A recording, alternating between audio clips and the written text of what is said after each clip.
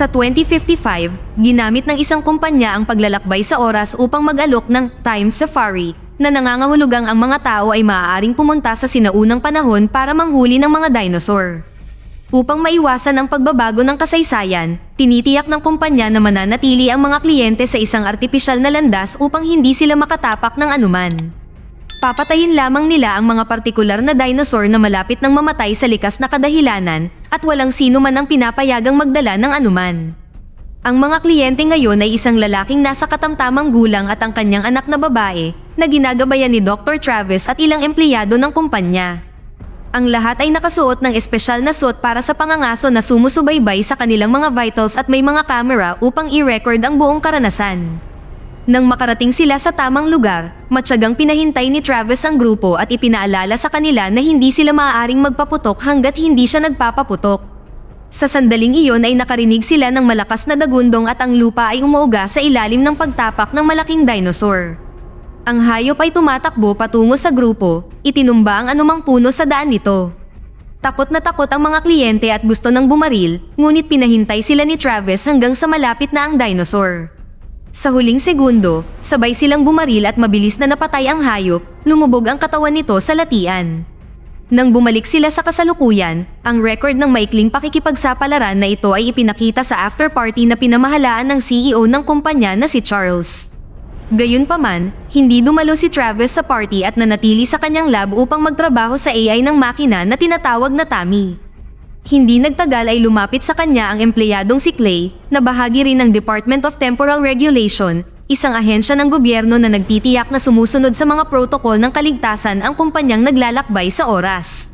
Dumating si Charles upang isama si Travis sa party para magamit niya ang lahat ng kanyang mahahalagang salita sa agham upang mapabilib ang mga mayayaman.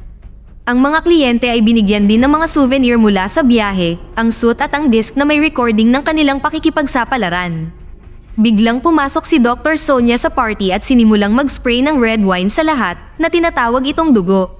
Dumating ang security upang kaladkarin siya palayo habang si Sonia ay patuloy na sumisigaw tungkol sa mga panganib ng paglalakbay sa oras at ang kumpanya na sumisira sa hinaharap. Sinundan siya ni Travis at nalaman niyang naimbento niya ang teknolohiyang naglalakbay sa oras, ngunit kinuha ni Charles ang patent mula sa kanya gamit ang isang hindi kanais-nais na kontrata sa pagpopondo. Iginiit ni Sonia na ang time safari ay magdudulot ng kakilakilabot na kahihinatnan at hindi maintindihan kung bakit sinusuportahan ito ni Travis, kaya dinala niya siya sa isang lab sa zoo. Habang pinapaandar ang hologram ng leon, ipinaliwanag niya na nagtatrabaho siya para kay Charles upang pag-aralan ang DNA ng mga patay na hayop. Dahil hindi sila makakuha ng mga sample sa panahon ng pangangaso, gumawa si Travis ng malayong pagbabasa ng DNA ng mga dinosaur, nakakakuha lamang ng kaunti sa isang pagkakataon. Sa kalaunan, magkakaroon siya ng sapat na impormasyon para muling buuin ang buong DNA chain at maibalik ang mga extinct na hayop sa mundo. Dahil nangangaso lamang sila ng mga hayop na mamamatay mula sa likas na sanhi, iniisip ni Travis na hindi nila nababago ang kasaysayan. Gayunpaman, iginiit ni Sonia na magdadala lamang ito ng kaguluhan at malalagay sa alanganin ang hinaharap. Samantala, sa lab ng kumpanya, ang isang empleyado ay nag-ambala at hindi sinasadyang nalaglag ang mga cartridge ng frozen na likidong nitrogen na ginagamit bilang mga bala sa panahon ng pangangaso. Nasira ang lalagyan ngunit inilagay ito ng lalaki sa makina ng mga supply, hindi napansin ang pagtagas ng nitrogen sa baril ni Travis. Nang sumunod na araw, nag-sign up sina Christian at Ted para sa isang paglalakbay sa pangangaso at dinala sila ni Charles sa lab. Sinabi sa kanila ni Travis ang tungkol sa teknolohiya at nabigla si Charles nang sabihin niyang lahat ito ay binuo ni Sonia. Sunod, ipinakita sa mga kliyente kung paano gamitin ang mga baril na gumagamit ng frozen liquid nitrogen para sa mga bala upang matunaw ito sa kalaunan. Ito ay bahagi ng mga patakaran, hindi sila dapat mag-iwan ng anuman sa nakaraan at huwag magdala ng anuman sa kasalukuyan. Dapat silang palaging manatili sa landas, huwag umalis, at huwag baguhin ang anuman. Ang mga kliyente ay binigyan ng espesyal na injection at nang makapaghanda ang lahat, pumasok sila sa makina at mahigpit na humawak upang hindi makaligtaan ng particle beam ang kahit isang cell. Nagsimulang umikot ang mga ilaw sa paligid nila at sa loob lamang ng ilang segundo, lumitaw sila sa nakaraan. Habang naglalakad sila sa artipisyal na landas, nagulat si Ted sa isang bagay sa mga halaman at sinubukan itong barilin, ngunit hindi pa gumagana ang baril. Ang hayop ay isang maliit na paru-paro lamang na lumilipad. Pinagalitan siya ng mga empleyado na pinaalalahanan siya na ang mga baril ay naka-off dahil sa mga taong katulad niya. Nang makarating sila sa tamang lugar, mabilis na lumitaw ang dinosaur. Gayunpaman, ang baril ni Travis ay nabigong bumaril at kung wala ito, ang iba pang mga baril ay hindi mag-a-activate. Kinuha ni Marcus ang baril ni Travis at nagsimulang ayusin ito, ngunit kinailangan niya ng sandali. Kinuha ni Travis ang kanyang flashlight at inilihis ang atensyon ng dinosaur. Pagkatapos ay nagsimula siyang tumakbo sa kalsada upang sundan siya ng hayop habang sinasabi sa iba na magtago. Tumakbo ang mga kliyente habang sinusubukang kagatin ng dinosaur si Travis na hindi naabot sa huling segundo. Sumigaw din si Jenny at muntik na siyang kainin ng dinosaur. Gayunpaman, ginamit muli ni Travis ang kanyang flashlight para ilayo ito sa kanya. Sa sandaling iyon ay natapos na ni Marcus ang pag-aayos ng baril at ibinato ito kay Travis, na ibinaba ang flashlight at ginamit ang baril upang patayin ang dinosaur sa ilang putok lamang. Ang flashlight ay gumulong sa kalsada at halos mahulog, ngunit nasalo ito ni Jenny sa tamang oras. Pagkatapos, muling nagtipon ang lahat at kinumpirma na walang mga protocol na nilabag, kaya maaari na silang umalis. Wala ni isa sa kanila ang nakapansin sa maputik na bakas ng paa sa kalsada. Sa kasalukuyan, ang mga kliyente ay galit at nagbanta na idemanda si Charles, ngunit sinimulan niyang manipulahin ang mga ito gamit ang magagandang salita. Sa halip na dumaan sa scripted na pangangaso, nakaligtas sina Ted at Christian sa isang aktwal na mapanganib na sitwasyon, kaya mas kahanga-hanga sila kaysa sa bawat nakaraang kliyente. Huminahon ang dalawa at tinanggap ang inumin. Sa labas, isang kakaibang alon ng hangin ang dumaan sa lungsod na saglit na pinutol ang kuryente. Pagkatapos ng trabaho, umuwi si Travis at napansin niyang mas mainit ngayon kaysa karaniwan. Kinaumagahan ay mas tumaas pa ang temperatura at ang broadcast ng balita ay nag-ulat tungkol sa maraming patay na isda na natagpuan sa mga dalampasigan. Natuklasan ng mga siyentipiko na medyo mataas din ang bilang ng UV at napansin ni Travis na biglang namulaklak ang kanyang halaman sa bahay. Sa kanyang pagpunta sa trabaho, natagpuan ni Travis ang isang pulutong na nagtipon sa paligid ng isang pader dahil hindi nila mapigilan ang pagtitig sa isang halaman na tumubo sa misteryosong bilis. Makalipas ang ilang sandali, dinala ni Travis at ng team ang mga bagong kliyente sa nakaraan. Sa kanilang pagkabigla, patay pa rin ang dinosaur kung saan nila ito iniwan. Biglang sumabog ang bulkan sa di kalayuan at lahat ay nagsimulang tumakbo pabalik sa portal. Tumalon sina Travis at Jenny bago pa sila matamaan ng abo. Nang makabalik sila, tinalakay nila kung ano ang nangyari at ipinagpalagay na hindi nakuha ng Tammy ang kanilang entry point ng 5 minuto. Gayunpaman, tiniyak ng Tammy na ipinadala niya sila sa tamang coordinate. Inanunsyo ni Clay na isasara ang pasilidad hanggang sa magawa ang karagdagang pagsisiyasat at mag-uulat siya sa gobyerno. Hindi pinansin ang mga pagtatangka ni Charles na manipulahin siya para makipagtulungan. Hindi nagtagal ay isinara ang Tammy at ang buong lab ay napuno ng mga ahente. Sigurado si Travis na nagkamali sila sa nakaraang biyahe ngunit hindi siya sineseryoso ni Charles. Umalis siya sakay ng taxi, ngunit naputol ang biyahe nang may bumukas na butas sa gitna ng kalye. Ang isa pang kotse ay unang nahulog dito at ang taxi ni Travis ay sumubok na umiwas, sa halip ay bumangga sa mga mesa ng kafe. Sa kabutihang palad, ang mga tao ay nakatakbo sa tamang oras. Maayos din si Travis, kaya't lumapit siya sa butas at nadiskubreng dulot ito ng mabilis na paglaki ng mga halaman.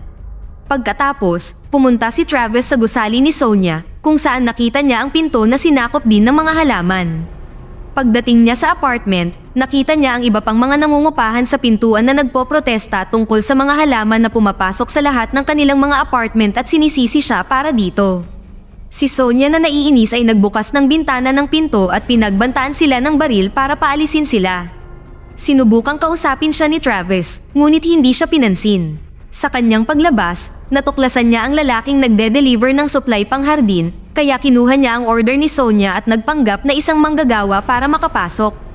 Ang apartment ni Sonia ay puno ng mga halaman, ngunit tila wala silang ginagawang kakaiba.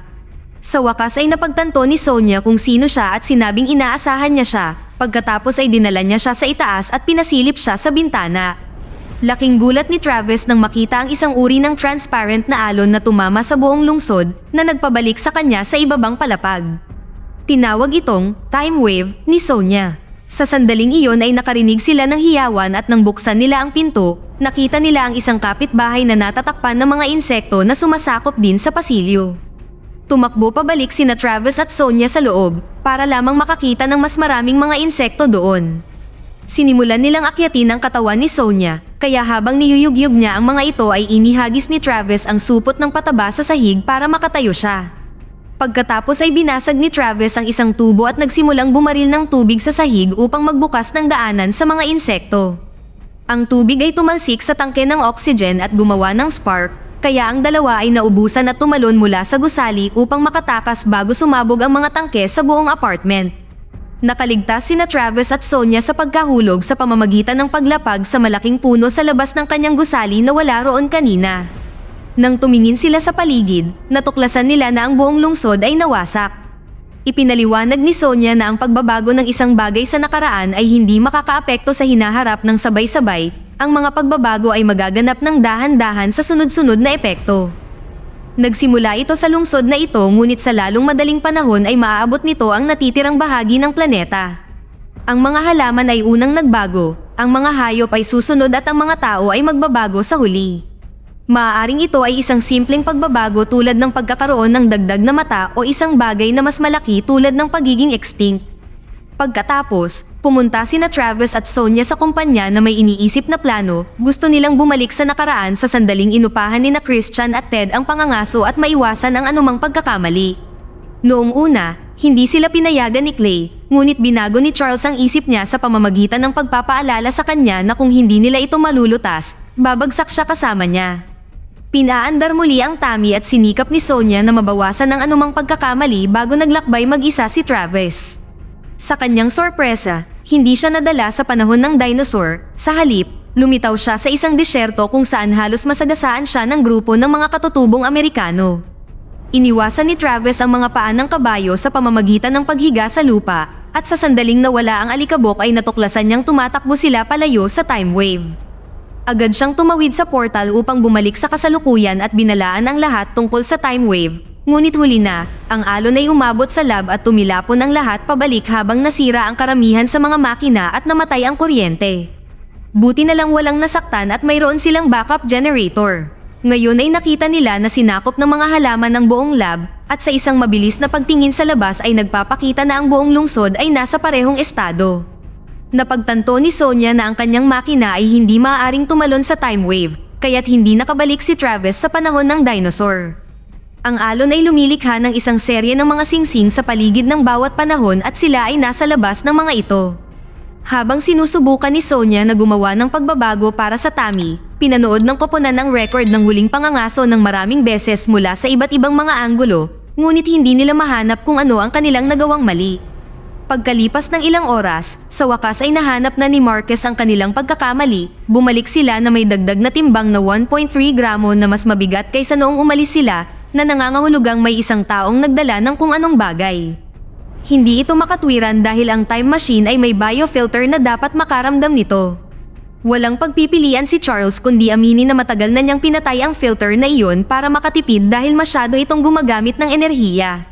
Sinabi ni Clay na hindi niya alam ang tungkol dito, ngunit ang reaksyon ni Charles ay nagpapahiwatig na siya ay nagsisinungaling.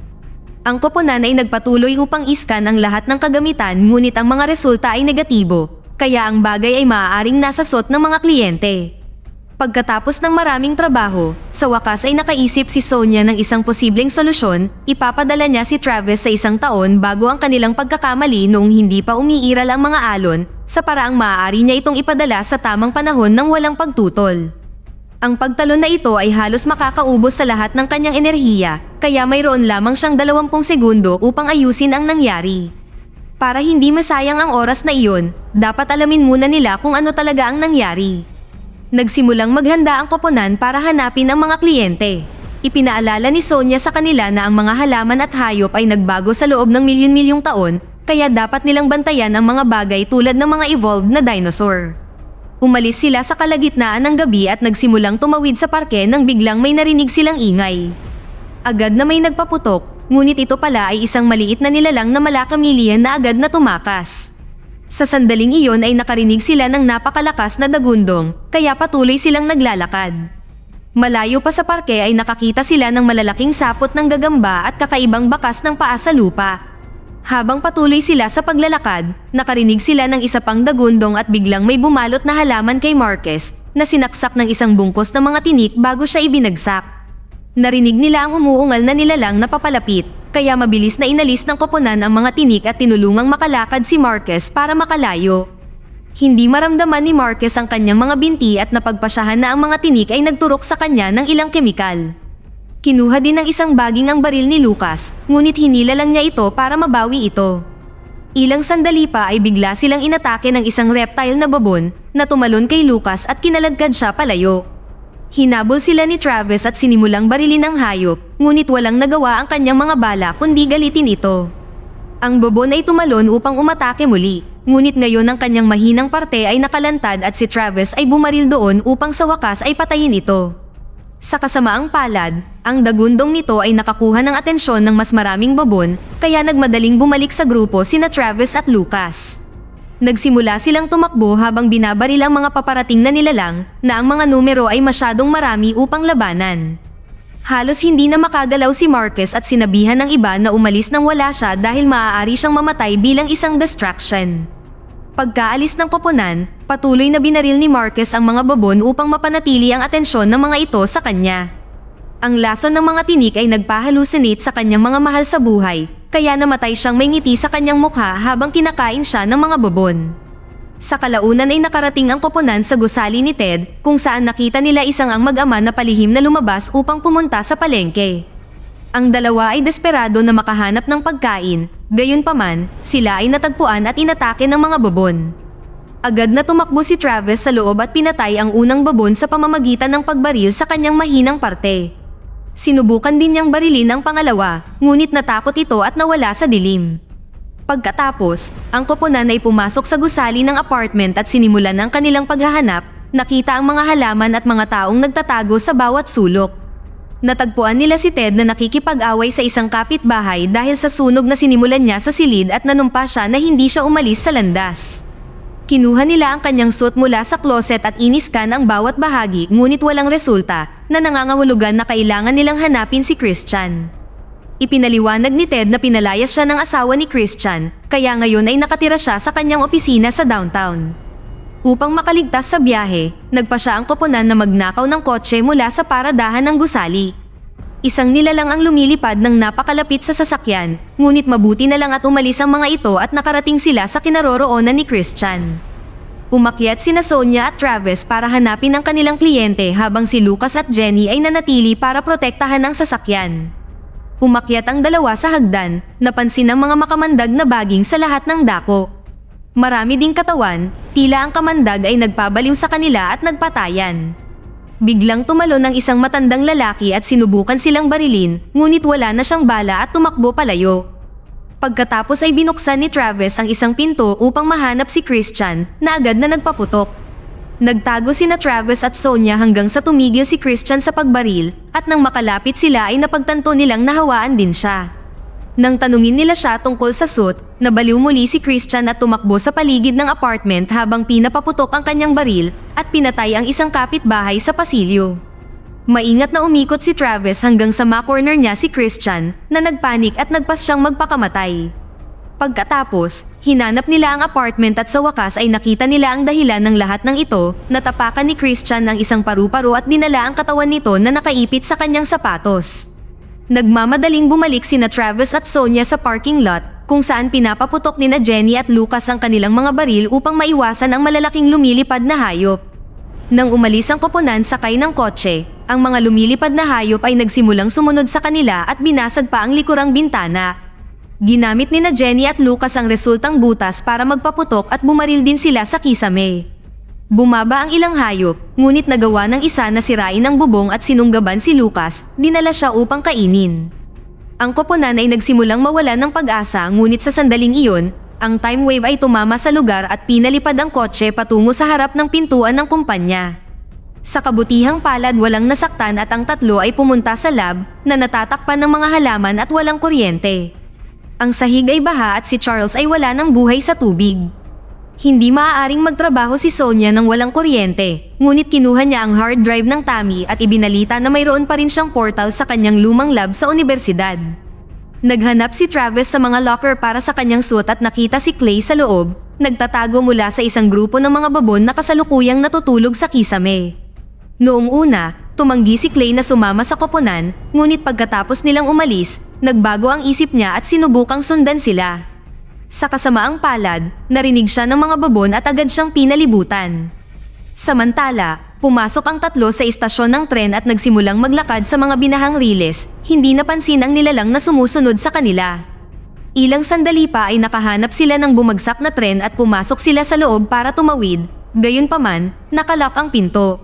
Bago sila makabalik, ang semento sa kisame ay nawasak at nadurog ang kabilang tren at natrap ang tatlo sa loob.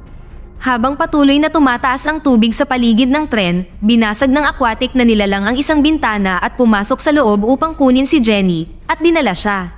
Pagkatapos ay nagsimulang bahain ng tubig ang sasakyan at huminga ng malalim sina Sonia at Travis para sumisid. Si Travis ay bumaril sa isang bintana at ang nilalang ay pumasok, kaya't si Sonia ay lumangoy sa bintana habang si Travis ay nagpaputok. Gayunpaman ang kanyang baril ay wala ng mga bala, kaya kinuha niya ang kanyang kutsilyo at sinimulang saksakin ang nilalang sa mata. Nang subukan din niyang lumangoy palabas, hinawakan ng nilalang ang kanyang mga paa at sinimulang hilahin siya patungo sa bibig nito. Sa kabutihang palad, muling bumagsak ang kisame at nadurog ng guho ang hayop na ikinamatay nito. Si Travis na walang malay ay lumutang sa paligid hanggang sa dumating si Sonia upang iligtas siya, dinala siya sa ibabaw upang siya ay makahinga muli. Nagulat sila sa muling pagpapakita ng nilalang, gayunpaman, lumulutang lang ang katawan nito.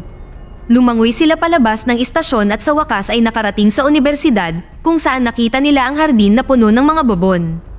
Nagmamadaling pumasok ang dalawa at nilock ang lahat ng pinto, dahilan para magsimulang umakyat ang mga babon sa gusali upang maabot ang mga bintana.